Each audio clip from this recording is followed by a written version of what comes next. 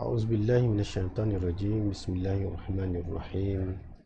Alhamdulillahi rabbil alamin. Wassalatu wassalamu ala asrafil anbiya'i wal mursalin wa ala alihi wa sahbihi wa tabi'in ila yaumiddin. Amma ba'du.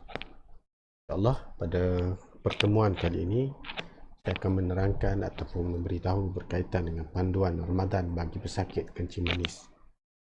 Sebagaimana yang kita ketahui bersama bahawa dalam negara kita sendiri terdapat lebih daripada 3.6 juta rakyat negara kita mengalami kencing manis, mengalami penyakit kencing manis, dan setiap tahun di kalangan umat Islam dalam negara kita melaksanakan ibadah puasa, menjalankan ibadah puasa, walaupun dari segi hukum terdapat beberapa pengkategorian tertentu ataupun beberapa tahap-tahap tertentu yang membolehkan mereka ini berbuka puasa, sebagaimana yang telah dinyatakan oleh Allah Subhanahu Wa Taala sebagai firman Allah Subhanahu Wa Taala, A'udzubillahi minasyaitonirrajim, faman kana minkum maridan aw ala safarin fa'iddatun min ayyamin ukhra ila akhir ayat. Ayat barisan yang pertama itu menyatakan bahawa barang siapa di antara kamu yang sakit ataupun dalam perjalanan lalu ia berbuka. Maksudnya di sini ada hukum-hukum tertentu yang memboleh dan membenarkan pesakit-pesakit kita, pesakit kencing manis terutamanya sekali, berbuka puasa. Bakinya lagi, definisi sakit tu bagaimana? InsyaAllah kita akan terangkan kemudian nanti. Untuk maklumat tuan-tuan dan puan-puan yang dirahmati oleh Allah Subhanahu Wa Taala sekalian, terdapat satu kajian yang telah lama dikemukakan, iaitu kajian yang bernama kajian EPIDIA pada tahun 2001. Kajian ini, EPIDIA bermaksud Epidemiology of Diabetes and Ramadan, yang dijalankan ke 13 buah negara kita juga termasuk. Kajian ini terdapat beberapa dapatan yang boleh kita ambil perjalanan bersama, kerana kita dapati bahawa kecenderungan untuk pesakit-pesakit kita, terutama sekali pesakit kencing manis, untuk meneruskan berpuasa adalah tinggi, walaupun dinasihatkan sebaliknya oleh para doktor, para pakar dan petugas-petugas kesihatan bahawa ada beberapa kategori tertentu yang membolehkan mereka ini berbuka puasa, ataupun kalau mereka meneruskan berpuasa itu boleh mendatangkan mudarat yang besar bagi diri mereka. Baik, kita lihat kajian ini mendapati bahawa 43% daripada penyakit kencing manis jenis 1 mereka berpuasa jenis 1, manakala majoriti 79% di kalangan pesakit diabetik kencing manis yang jenis 2 berpuasa. Dan jangkaan umat Islam seluruh dunia berpuasa pada setiap kali menjelangnya Ramadan, setiap kalinya Ramadan adalah 40 hingga 50 juta umat Islam yang berpenyakit dengan penyakit kencing manis ini berpuasa dan meneruskan ibadah puasa. Justru terdapat beberapa perkara yang perlu boleh kita ambil peranan bersama dalam isu ini. Ya, kerana seperti mana kita tahu, definisi sakit yang dikatakan sakit itu perlu disahkan, dimaklum ataupun dinasihati oleh para pakar ataupun doktor yang melihat dan merawat pesakit itu sendiri. Kerana ini penting bagi tidak memudaratkan mereka, terutama sekali bagi orang yang kencing manis, tidak semakin mudarat apabila mereka meneruskan puasa. Kerana kajian mendapati bahawa kalaulah mereka meneruskan berpuasa bagi kategori-kategori tertentu, yang insyaAllah kita akan terangkan nanti, kita dapati bahawa komplikasi mungkin berlaku. Antaranya hypoglycemia, iaitu kekurangan gula dalam badan. Akibat daripada, seperti biasa kita tahu adalah mereka tak makan sebab berpuasa pada siang hari. Dan juga perubahan gaya hidup mereka menyebabkan mereka tinggal ubat, tak ingat ambil ubat dan sebagainya. Ataupun mengambil ubat pada waktu-waktu tertentu yang perlu ditukar pada kaedah-kaedah tertentu, yang di sini perlu perbincangan dengan para doktor lah bagaimana untuk menukar ubat-ubat tertentu, terutama sekali kencing manis semasa waktu Ramadan. Dan ketiga, mungkin pengambilan dos insulin yang tidak sama, yang biasa dia ambil 3 kali sehari pada siang, dan apabila berlakunya puasa Ramadan, dia terpaksa skip pada tengah hari dan sebagainya. Ini juga memerlukan perbincangan daripada doktor supaya mengelakkan mereka daripada terjadinya komplikasi. Hipoglycemia ni sesuatu yang boleh menyebabkan mereka pengsan, tidak sedarkan diri. Yang kedua, hyper. Begitu juga dengan hyper. Hyperglycemia maksudnya gula dalam badan itu tinggi. Ini mungkin akibat daripada berbuka puasa yang tak mengikut diet yang sebenar, makan pada malam hari Ramadan itu, orang panggil mentek darah dan sebagainya. Ini jadi timbul hyperglycemia, dan mungkin juga pada siang hari selepas daripada bersahur juga boleh menjadi hyperglycemia. Begitu juga dengan ketoacidosis. Ini pengsan akibat daripada paras gula yang tinggi. Dan yang keempat, komplikasi yang mungkin berlaku adalah kekurangan air. Ialah apabila berpuasa, maka pesakit-pesakit kencing manis ini sudah tentu tidak makan, tidak minum bermula daripada subuh sehingga ke maghrib. Di situlah menyebabkan mereka banyak kekurangan air, terutama sekali kalau ada yang bekerja di luar, bekerja di panas terik dan sebagainya, boleh menyebabkan kekurangan air yang banyak, dan akhir sekali boleh menyebabkan beberapa komplikasi yang mungkin kita tidak ingini berlaku pada diri mereka kemudian nanti. Minta maaf, saya baru masukkan dia punya slide tu. Baik. Ini lebih kurang sama juga seperti yang saya sebut secara grafiknya. Kita boleh dapati bahawa inilah kaedah yang masuk. Yang kita tahu bahawa peningkatan berlakunya hyperglycemia ini tinggi ya.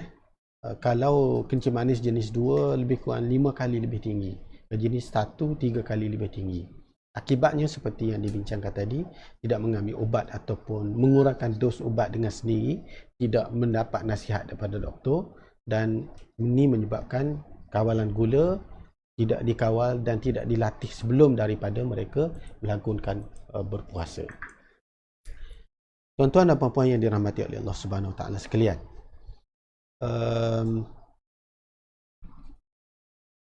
satu perkara yang perlu ambil nasihat di sini untuk sebagai permulaan kepada Facebook Live saya pada kali ini, untuk maklumat bahawa ini adalah kali pertama saya belajar menggunakan teknologi yang ada, dan dalam keadaan PKP ini insya-Allah ada ruang masa untuk saya buat secara live begini, dan insya-Allah kalau ada masa saya akan buat live secara lain lagi, tengok respon pada kali inilah. Baik. Bagaimana cara kalau orang yang kencing manis ini setelah dinasihatkan, kata Pak Cik memang tak sesuai untuk puasa sebab banyak dah berlaku sebelum ni, pengsan dan sebagainya, tapi tak bolehlah, kita ni memang begitu. Orang kita ni memang taat betul dengan apabila mari yang Ramadan, ialah kita pun semua nak begitu, inginkan melaksanakan ibadah dan sebagainya. Jadi kalangan mereka ingin meneruskan puasa. Jadi kalau nak teruskan juga puasa, kita kena tengok beberapa kriteria tertentulah yang perlu kita ambil perhatian di sini. Pertama, kita kena lihat apakah kita ni terdiri ataupun pesakit kencing manis itu terdiri daripada kategori mana apabila ingin berpuasa. Di sini mereka perlu berjumpa dengan pegawai perubatan, perlu ada perbincangan, perlu ada ujian ringkas untuk menentukan tahap mereka, dan di sini penting mereka mengetahui secara lebih tepat ataupun secara lebih detail berkaitan dengan status kencing manis mereka. Dan alhamdulillah, kita yang berada di klinik kesihatan ataupun di hospital sebagai perubatan ataupun anggota kesihatan sendiri, insya-Allah akan boleh membantu untuk present ke? Ada tengah present. Nak ajak makan tengah hari, kalau mau nak makan sini. Tak apa, saya pergi kat lagi. Okey. Minta maaf, ada staff tanya berkaitan dengan makan. Ni bukan puasa lagi ni. Baru 29 Syakban. Baik. Di sini terdapat 4 tahap resiko, 4 tahap resiko, 4 tahap atau 4 kategori yang kita lihat pesakit kita ataupun ayah kita, keluarga kita yang ada penyakit kencing manis tu masuk dalam kategori yang mana satu. Okay. Kategori yang pertama, iaitu kita panggil tahap resikonya rendah. Apa dia punya kriteria dia? Risiko rendah ini, yang pertama sekali adalah pesakit kencing manis yang stabil dan terkawal. Okay. Dua, penyakit kencing manis yang belum lagi menggunakan ubat-ubatan kencing manis, cukup dengan sekadar mengawal makan, dipanggil diet control, dan paras gula mereka yang dalam darah yang diuji dalam tempoh sekarang ini diuji dalam keadaan yang agak terkawal. Okay. Yang ketiga, mereka yang hanya mengambil satu jenis saja ubat kencing manis, namun paras gula dalam badan mereka, dalam darah mereka adalah terkawal. Okey. Nampaknya A, B, C tadi merujuk semuanya dirujuk pada D. Apakah yang diberi namakan apakah yang dikatakan bahawa paras gula dalam darah mereka itu terkawal? Maksud terkawal di sini adalah bacaan gula sama ada waktu puasa atau selepas makan ia antara 4 hingga 7 milimol per liter. Macam mana nak tahu ni? Ni kita kena pergi jumpa dengan doktor dan kita kena lihat kita punya profil gula dalam darah kita, bagaimana yang kita selalu pergi untuk mendapatkan rawatan dan sebagainya. Kita kena tengok profilnya. Kalau betul-betul terkawal, kita adalah dalam kategori 1. Kategori 1. Dan E, tiada langsung komplikasi kencing manis ini, seperti kena angin amas, stroke, kena serangan sakit jantung, kena kegagalan fusi buah pinggang, kerosakan saraf dan seumpama dengannya. Perlu diperhatikan juga bahawa paras gula ini bukannya satu indikasi yang tepat untuk menyatakan bahawa kita ini berada dalam kategori terkawal atau tidak. Di sini perlulah perbincangan dengan lebih tepat dengan pakar, dengan doktor, dengan pegawai perubatan ataupun anggota kesihatan yang berada di klinik kesihatan ataupun hospital untuk mendapatkan maklumat yang lebih jelas. Kerana mereka ini melihat secara keseluruhan profil kita punya kandungan gula kita, melihat kepada mereka melihat kepada tahap buah pinggang kita, mereka lihat kepada pelbagai faktor lah yang boleh kita lihat melalui ujian-ujian yang dilakukan oleh klinik kesihatan. Baik, itu adalah kategori pertama. Di mana kategori pertama ni adalah tahap risiko yang rendah. Yang kedua, tahap risiko yang sederhana, di mana pesakit yang menggunakan suntikan insulin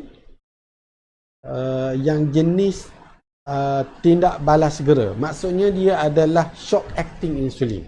Ini terdapat beberapa insulin yang dalam premis Kementerian Kesihatan dan juga swasta ini diberi nama short acting insulin. Maksudnya dia punya tindak balas insulin itu untuk menurunkan kadar gula dengan begitu cepat sekali. Okey, short acting insulin. Okey. Yang kedua, bacaan gula sama ada pada waktu puasa ataupun selepas makan antara 7 hingga 10 milimol per liter. Ini adalah kategori yang kedua, di mana kategori kedua ini adalah kategori sederhana. Baik. Kategori ketiga. Kategori tiga ni kita beri namakan tahap risiko yang tinggi. Di mana pertama, pesakit yang telah disahkan oleh pegawai perubatan mengalami sakit buah pinggang.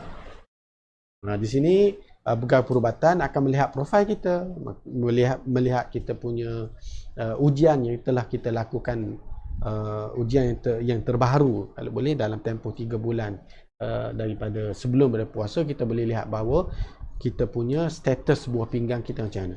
Kalaulah ianya mengalami sakit buah pinggang, yang disahkan mengalami sakit buah pinggang, ni kita termasuk dalam kategori yang berisiko tinggi ataupun kategori 2. Yang kedua, pesakit yang mengalami komplikasi kencing manis seperti serangan jantung ataupun kesan daripada sakit buah pinggang tadi, angin amas, kerosakan saraf dan sebagainya. Di sini juga memerlukan perbincangan lanjut dengan doktor lah.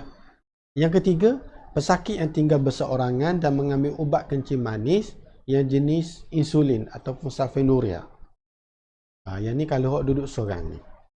Untuk maklumat bahawa sulfonylurea ni sudah tidak diberikan. Kalau ianya hanya diberikan untuk alone, maksudnya adalah monoterapi, hanya semata-mata diberi ubat sulfonylurea ni, kita sekarang ni tidak buat amal macam tu lah. Sekarang ni kita kalau nak bagi, kita mesti combine dengan yang lain. Tapi kebanyakan daripada rawatan kita lebih menuju kepada yang non-sulfonylurea, yang mungkin sulfonylurea ini mempunyai risiko yang tinggi untuk menyebabkan mereka hypoglycemia. Okey. Yang keempat, orang tua yang tak ada daya. Dan yang kelima, pesakit yang mempunyai pesakit kronik yang lain. Ini adalah kategori yang ketiga. Manakala kategori yang keempat adalah kategori yang sangat berisiko tinggi. Sangat berisiko tinggi. Di mana kategori yang sangat berisiko tinggi ini, beliau sendiri pernah mengalami hypo ataupun hyperglycemia termasuk ketoacidosis dalam tempoh 3 bulan sebelum daripada Ramadan, ataupun mengalami koma dan dalam kedua-dua keadaan tersebut.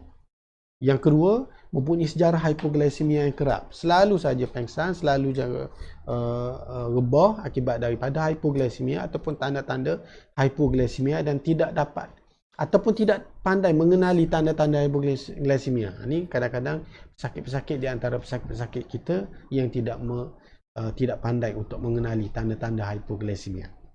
Yang ketiga, pesakit yang suka untuk kawal paras gula dalam tempoh 6 bulan sebelum daripada berpuasa.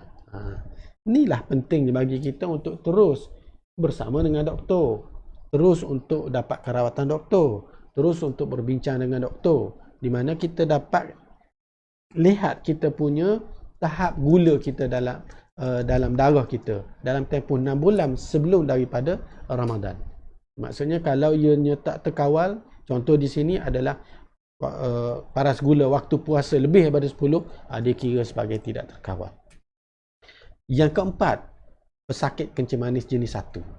Pesakit kencing manis jenis 1 adalah kategori yang sangat berisiko tinggi. Okey. Yang kelima, pesakit kencing manis yang menjalani dialisis. Ini adalah pesakit buah pinggang lah, menjalani dialisis. Juga kategori keempat yang sangat berisiko tinggi. Yang berikutnya adalah pesakit kencing manis yang hamil dan diberi ubat insulin akibat daripada kencing manis semasa mengandung, ataupun dia sudah ada kencing manis dan mengandung dan mendapat rawatan insulin. Dan yang akhir sekali adalah pesakit yang berumur kurang daripada 12 tahun. Ini adalah beberapa kriteria yang terdiri daripada kategori 4 ini yang kita kira sebagai mempunyai tahap risiko yang agak tinggi. Okey, untuk panduan pada tuan-tuan dan puan-puan sekalian, di mana di sini telah dibincangkan dalam beberapa forum dan beberapa garis panduan yang dikeluarkan oleh pakar, bahawa bagaimana orang kencing manis ini nak meneruskan puasa ataupun tidak. Tengok kepada kategori ini. Di mana kategori 1 dan kategori 2 boleh untuk mereka meneruskan puasa, tetapi mesti mendapat nasihat daripada pakar perubatan ataupun doktor. Okey, mesti dapat nasihat. Lagu mana nak buat, melihat kepada keadaan pesakit itu sendiri. Di mana kategori yang ketiga dan kategori yang keempat adalah kategori yang tidak dibenarkan berpuasa. Dalam arti kata lain, kalau kategori 3 ni, dalam arti kata lain, kalau dia nak juga puasa, tak boleh doktor, saya nak juga puasa, Allahu Akbar, rugi tak tinggal lah tahun ni kena kurung PKP, dah puasa pun tak boleh puasa juga, raweh memang tahu rumah dah. Jadi nak juga tu puasa. Di sini perlu betul-betul berbincang dengan doktor, membuat pemantauan rapi oleh anggota kesihatan untuk pantau betul-betul supaya tidak berlaku komplikasi-komplikasi yang saya sebutkan pada peringkat awal tadi. Dan yang akhir sekali, kategori 4 memang tidak dibenarkan langsung untuk melakukan berpuasa.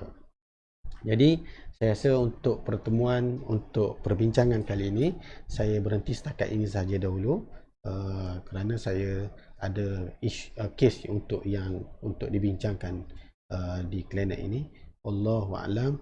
Assalamualaikum warahmatullahi wabarakatuh.